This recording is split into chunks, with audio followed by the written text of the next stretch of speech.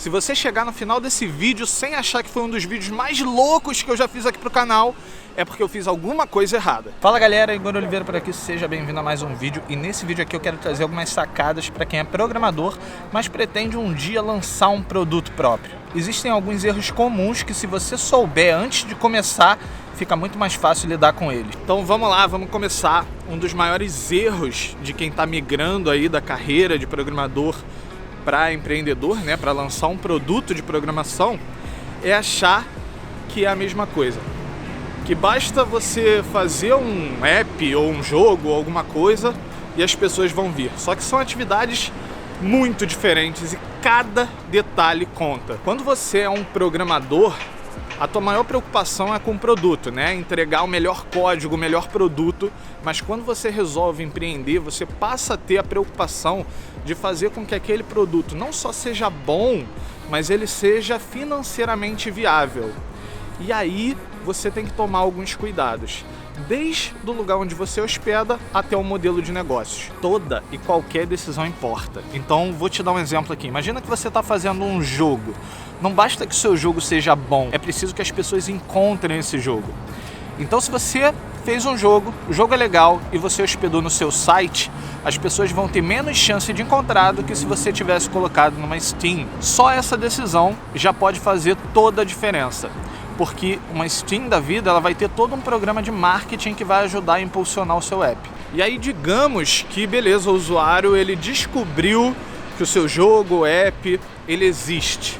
A partir daí vai ser o teu modelo de negócios que vai fazer com que o seu app tenha sucesso ou não. Imagina o seguinte cenário: você fez um app onde ele tem uma característica social muito forte, como Clubhouse, por exemplo. Você precisa que vários usuários utilizem para que o teu app tenha algum valor. Se você coloca esse aplicativo pago, você coloca uma barreira de entrada muito grande, que vários usuários vão evitar. E aí você não vai conseguir atingir o número de pessoas que você precisa para aquele app funcionar e ter valor. Aí você identificou que esse é o seu caso. O teu app ele precisa ser de graça porque ele não vai funcionar se ele for pago. Mas ao mesmo tempo ele não é um app de massa. Ele não é um produto de massa, ele é um produto de nicho. Então você não vai conseguir monetizar ele com anúncios, por exemplo. Você precisa de um outro modelo de monetização. E olha só, já começou a ficar mais específico, né? Talvez você precise vender alguma coisa dentro dele. Pode ser uma assinatura, pode ser um consumível. Mas a partir do momento que você faz isso, mais uma vez, cada decisão vai fazer a diferença. Se você esconder isso em algum lugar que o usuário tenha dificuldade de achar, essa vai ser a diferença de você faturar mais ou faturar menos. E um outro erro muito comum, além de esconder as funcionalidades pagas, é fazer com que tudo no aplicativo seja pago. Então você botou um aplicativo que é de graça, mas que não dá para o usuário fazer nada. Nesse caso, você também está sabotando a sua aplicação, porque ele simplesmente não vai ficar, ele vai sair fora. Agora, se você fez tudo certo, você colocou ali funcionalidades que dê para o usuário comum utilizar, e assim ele vai fazer com que o seu app seja mais utilizado por outras pessoas, porque ele vai sugerir que outras pessoas baixem também, e colocou algumas funcionalidades que o usuário que utiliza mais, aquele heavy user, precisa e é útil para ele. Agora você tem um negócio. Mas antes de mais nada, você precisa falar para ele que tem essas funcionalidades. Se ele não souber, você não vai vender nada. Beleza, você alinhou tudo, você tem um produto que ele tem um item que é útil para o teu usuário, ele precisa só saber agora. Como é que você faz então? É bem simples, você fala para ele, você faz uma chamada de ação. Então o seu projeto, o seu produto, ele precisa ter chamadas de ação. Chamada de ação é um negócio que você faz para mostrar para o teu usuário que você está oferecendo alguma coisa. Vou te dar um exemplo agora, que é o seguinte: semana que vem está rolando a nossa Semana de Inglês para Programadores. O link está aqui embaixo na descrição. Isso é uma chamada de ação.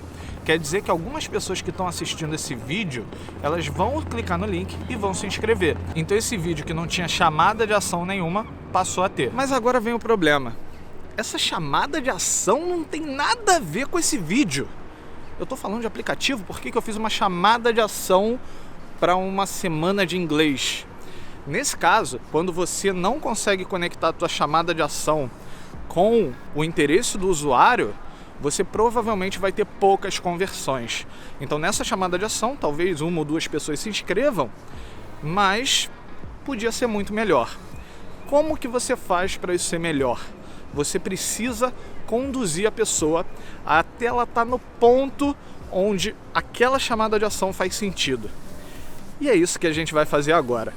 Há um tempo atrás, eu tive a oportunidade de assistir uma aula em Stanford. Foi uma aula de MBA.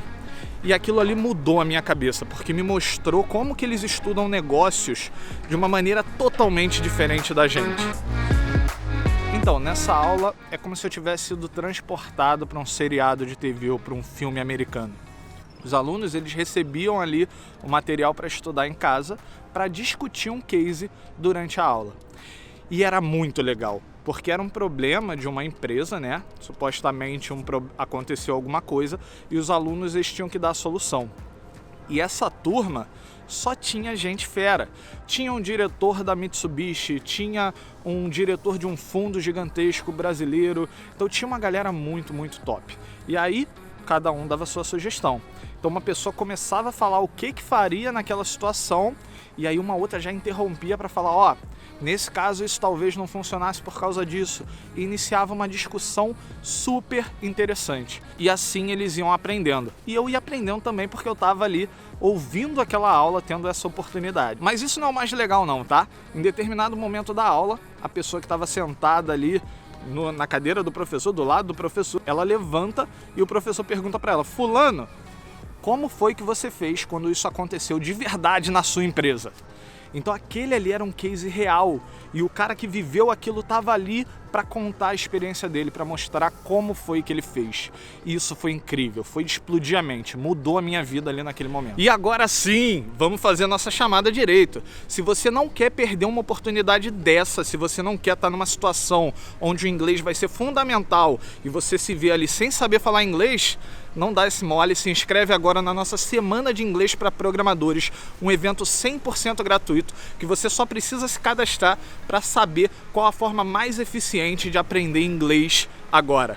Viu o que eu fiz aqui? Eu trouxe a chamada para um momento onde faz todo sentido, onde ela se encaixa perfeitamente. E eu tenho certeza que você já viu algo do tipo quando está utilizando algum app ou jogando algum jogo. Se você já jogou Candy Crush ou jogos desse mesmo tipo, ele te dá um número limitado de jogadas e aí no final ali ele te dá possibilidades, ele te faz chamadas para ação para você fazer coisas que vão te dar mais jogadas. Pode ser convidar um amigo ou até mesmo comprar um pacote que vai te permitir continuar jogando. Olha só o que eles estão fazendo. Eles estão te levando até o ponto onde aquilo ali é muito importante para você, você quer muito aquilo ali, e aí sim eles fazem a chamada para ação. Isso maximiza muito o número de compras, ou no caso dele, o número de vendas, né, para os usuários. Então, na hora que você for criar o seu primeiro projeto, não deixa de levar em consideração essas dicas aqui, tá? Se inscreve também na nossa semana, preciso fechar falando isso, e deixa um comentário se você já teve em alguma situação onde o inglês te fez muita falta. Eu quero muito saber a tua experiência. Vou ficando por aqui, até o próximo vídeo. Valeu!